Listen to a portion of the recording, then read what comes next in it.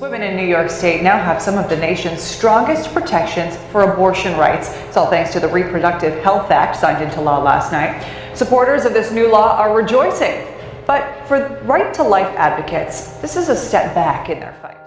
Abortion is a medical procedure. It is not a crime.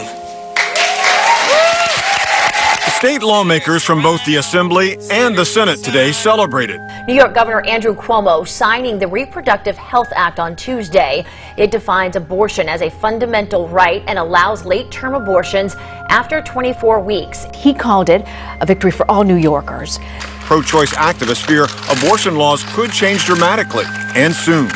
We have a president who's made it very, very clear that he wants to overturn Roe v. Wade.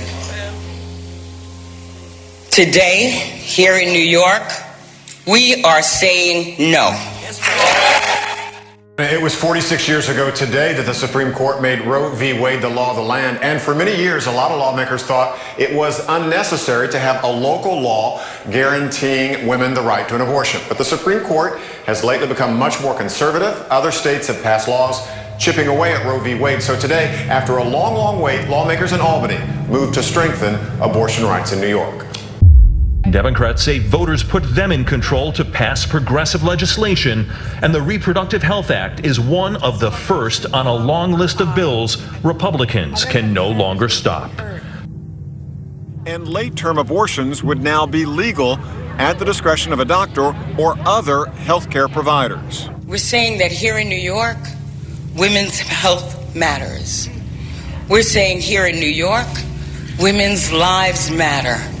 We're saying here in New York, women's decisions matter.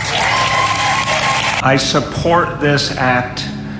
It's crucial that we protect a woman's right to choose, particularly at this moment in history where women's rights are under attack. Just last week, Governor Andrew Cuomo joined with Hillary Clinton to call for passage of the Reproductive Health Act. Well, before today, New York's abortion law, it was written in 1970 before the Supreme Court decision on Roe v. Wade. Today's change will allow not only doctors to perform an abortion, but also in some cases, some of them can be handled by physician assistants and also nurse practitioners.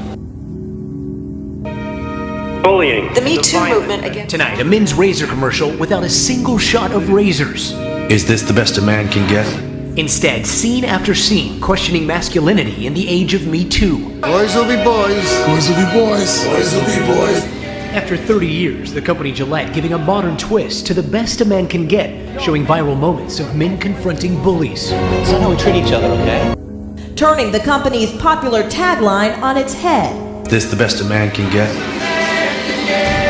And framing it in the context of the Me Too movement. Allegations regarding sexual assault and sexual harassment. Many customers took to social media praising the ad for its progressiveness. But now, some say the ad represents a backlash against traditional masculinity. Believe in something, even if it means sacrificing everything. Nike sales grew after its controversial commercial with former NFL quarterback Colin Kaepernick. But Gillette's sales impact is still up in the air.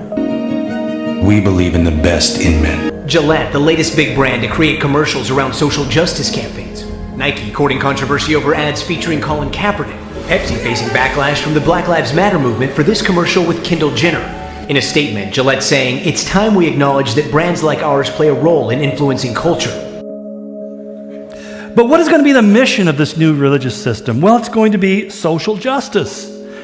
One New York psychologist by the name of Jonathan Haidt goes on to say, there is a relatively new secular religion of social justice. An atheist blogger I came upon made this comment about his observation. Now, he's an atheist, and he doesn't like religion and isn't favorable to religion, but nonetheless, he was very concerned by what he saw happening. He says, I am one of a growing number of people noticing how social justice has blossomed into a religion over the past few years and has adopted many of the most pernicious aspects of religion. An unchangeable dogma, disregard for facts, conformity, heresy hunts to weed out critics, extreme commitment to ideological purity. He goes on to say, I hate to say it, but it seems that some of the criticism from the religious may have been right. Social justice has morphed into a new ideology based on an obsession and exaggerated perceived victimhood and oppression, where getting the right gender pronouns are as important as actual racism. He goes on to say, they claim that gender is a social construct, that biological sex differences aren't real objective things. Sex and gender are all based upon ideas from patriarchal societies. There are no inherent differences between men and women. Humans, they say, are blank slates. He goes on to saying criticizing Islam is racist, that black, brown people and women are always more oppressed than white men. You're not allowed to talk about women's issues if you're a man, or talk about racism if you're white. And if you don't want to have sex with or date a trans person, you're transphobic. Once again, ma'am. I said both of you. No, you said sir. Once again, it's ma'am. Well, this video from right here in New Mexico is going viral online. A transgender woman losing her cool when she says an employee at an Albuquerque video game store called her sir instead of ma'am. Excuse me, it's ma'am. It is ma'am. It's the video seen by millions. Tiffany Moore, a transgender woman who recently started her transition, yelling at an employee inside this Albuquerque GameStop. Moore says the cashier repeatedly called her sir instead of the gender pronoun she identifies with, while she was trying to return a game she bought for her son. Ma'am, once again, ma'am. I said both of you. No, you said sir. Once again, it's ma'am. I actually said both of you guys. Right beforehand, you said sir. Sir? Okay. Take it outside. If you want to call me sir again, I will show you a sir. I apologize. I apologize now.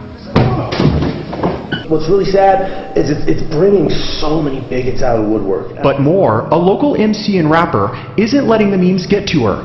I would kick over that display 100,000 times again because my actions were justified. I mean, it was blatant and malicious hate. It was blatant and malicious misgendering. In other words, he's saying this is the kind of stuff that's being pushed now.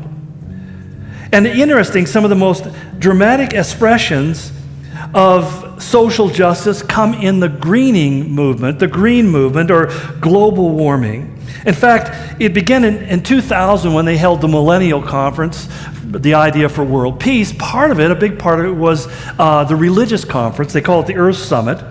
But what does the Earth Charter actually call for? Number one, a global partnership to care for the Earth's fundamental changes. And what's needed are the fundamental changes in our values, our institutions, and our way of living. The emergence of a global civil society is creating new opportunities to build a more democratic and humane world. Our environmental, economic, political, social, and spiritual challenges are interconnected. And together we can forge inclusive solutions and support the implementation of the Earth Charter principles with an internationally, legally binding instrument on environment and development, and to promote the equitable distribution of wealth within nations and among nations. It was Mikhail Gorbachev, the former head of the Soviet Union, now a thoroughly avowed socialist capitalist. He said of this, he says, "My hope is that the Charter will be a kind of 10 Commandments, a Sermon on the Mount that provides a guide for human behavior toward the environment in the next century and beyond." The former head of the United Nations Intergovernmental Panel on Climate Change, IPCC, they're the ones who keep on issuing these reports about how the Earth is warming faster and faster, and we're pretty much going to be a beachside city within the next few decades. Rajendra Pachauri, who was formerly the head, he said, "For me, the protection of planet Earth, the survival of all species, and sustainability of our ecosystem is more than a mission. It is my religion and my dharma." The dharma means this is what I was created to do. And Pope Francis, in his first encyclical, if you're not a Catholic, or maybe you are a Catholic and don't know what it is, there is basically a statement that the Pope issues so often to outline what are the moral prerogatives, the things that are issues of today that we need to be morally focused on. And essentially, if you go against what he says, then you are declared as being an immoral person. Well, in his first encyclical, what was the very first item he said that we needed to address? And it was climate change. In essence, declaring it as the preeminent moral issue of our time. And what was noticeably absent was any reference to abortion. It was the 76 Golden Globe Awards, Tinseltown's finest managed.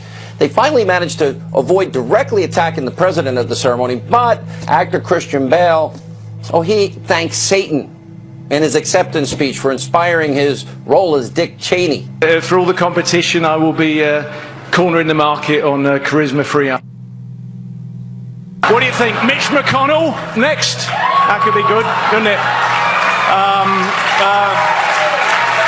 Thank you to Satan for giving me inspiration on how to play this role.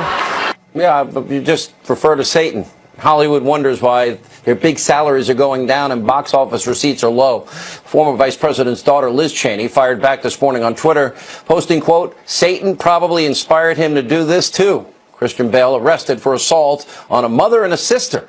Let me just go down the greatest hits. Let's just show our audience what I mean when I talk about Hollywood hate. Let's roll the tape. Yes, I have thought an awful lot about blowing up the White House. When was the last time an actor assassinated a president? It's been a while. And maybe it's time. How dare he say the things he does? Of course I want to punch him in the face. Right. We change governments here at home in an orderly and formal way. And in that orderly and formal way and lawful way, we need to overthrow the government of the United States under Donald Trump. Allie, I could go on for an hour playing this tape. There's a lot of hatred out there. Why? Right. And yet, despite the obvious, we find that there is a non-logical approach to this and many other issues because there's such a desperation in our world today to find harmony. And that's not a bad desire. Let's not mistake. We all want to live in a peaceful environment. We wish we could all get along. But the idea that that's going to happen by simply melding us together religiously seems completely out of reality. The second argument that is used for why we need to have one world religion, or at least harmony amongst them, is that religion is the chief cause of wars and terrorism. In fact, Richard Dawkins, another very famous, wrote the book called The God Delusion, and he's one of the more famous atheists making the rounds these days. He says, if religion were somehow abolished, there would be a much better chance of no more war. He adds, there would be less hatred because a lot of the hatred in the world is sectarian hatred. Now, the problem with men like Dawkins and Harris and many others is they make these very direct assertions that seem to make sense to people who don't know the facts. The facts are completely opposite. In fact, there's one organization called the Institute for Economics and Peace. In 2013, they did a historical survey of past and present conflicts, war conflicts, and they came to an interesting conclusion. They said they found no general causal relationship between religion and conflict. Only 14% of armed conflicts in history have had a religious element to them whatsoever as their main cause. And then they added, quote, having less religion in a country doesn't make it more peaceful. As we can see in our own country, as we move away from faith in Christ and biblical standards, have we become a more peaceful, friendly place to live? Has hatred gone away? In fact, I've never felt such intense hatred as from people who hate religion. Because if you become a hater of religion, then you're free to hate as you please. In fact, the Encyclopedia of Wars says very clearly, after an extensive study, they found that only 7% of wars were religious in nature. But you see, it's all a matter of what you want to profile. So if the news media wants to profile religious motivation, let's say, for example, ISIS or groups like that, then they can kind of extrapolate out that that's the general truth that applies to all conflicts. And you may begin to make the fallacious argument that if you remove religion, suddenly we would all get along together. But historically, that's not true. Basically, again, when Paul says to us that he will send them a powerful delusion, this is one of those powerful delusions. It's one of those lies that people repeat because they've heard it so often they believe it's truth. But actually, when you study the facts, it has no truth in it whatsoever. Meanwhile, New York Democrats legalized late-term abortion and claim it's about the mother's health, which is obviously unscientific, contradicts medical fact, and is a lie. But did the mainstream media point out this lie? No, they did not. They published it. They helped perpetuate the lie. Well, I think that Christian Bale's statement really, it typifies what Hollywood feels about conservatives and about religion, especially Christianity. They think it's laughable, they mock it, and they also hate it. And I think it also shows that their hatred, their vulgarity, really has nothing to do with Donald Trump. Their arrogant political agenda. Right. Well, it's just not relatable anymore. It's not just that we disagree on lifestyle. It's not just that we disagree on policies. It's truly a collision of worldviews. But if we look at what's happening we're finding, first of all, that there's a theology that's growing in America called pluralism. It's worldwide, in fact. And the reference was made to that term a moment ago. But what is exactly pluralism in a religious sense? Well, basically, as physicist Heinz Lichlama says, all religions are equally valid. Contradictions between religious systems are fully acceptable because absolute truth does not exist. This is the effect of what we call postmodernism. And it is, as Tennyson said, nature which is red with blood from tooth and claw. We live in this savage, bestial world of natural selection. Who can complain about somebody, coming over to your house and blowing everybody away and taking all of your goods? Because actually there is no truth.